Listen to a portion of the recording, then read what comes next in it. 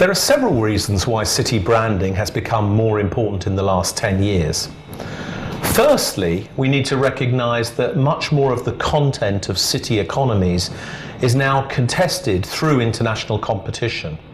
So whereas 25 years ago we thought that a city needed a brand perhaps to attract tourists, these days we realise that actually cities are competing not just for tourists, but they're also competing for corporate locations. They're competing to attract talent, to attract students, entrepreneurs, investors, innovators and others.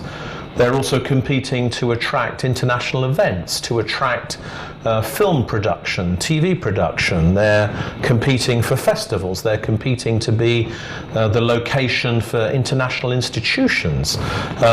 They compete to attract higher education institutions, research facilities, and others. So much more of the content of city economies is either mobile or potentially mobile. Now, cities face a big risk. If they start to give different messages to tourists and students and business visitors and entrepreneurs and institutions, you can end up with very different messages, a big confusion, if you like, about what the city is saying about itself. So given the complexity of markets, the complexity of opportunities, and the complexity of propositions, many cities have realised that they need something to unify their storytelling in this international open global system. That's where city brands come in.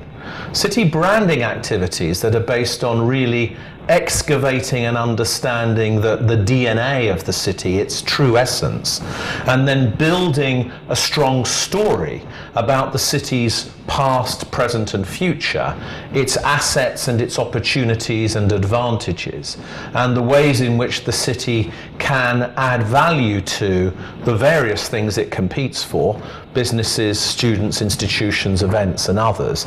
This is what city branding is for. In a way, it's an opportunity for all of those who are promoting different aspects of the city or are promoting products built in the city to have a common story, a common identity, a common agenda. It's a kind of collaboration mechanism for marketing of a city and all of the things that go within it. That's one reason why city branding's become very important. The second reason why city branding has become more important than in the past is that cities, of course, are in a dynamic moment of history. Cities are evolving and changing very rapidly at the moment.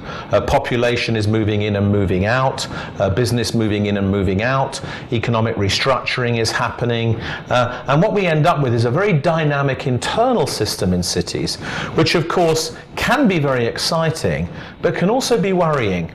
It can be worrying for citizens, it can be worrying for companies that have investments within the city. And part of the role of a city brand, therefore, usually allied to a strategic planning process, usually allied to a visioning activity for the city, is to provide people within the city already a sense not just that they're part of something, and the brand of course distills what that something is, but they're also part of a journey that the city's on. The city, as I say, has a past, it has a present, and it has a future.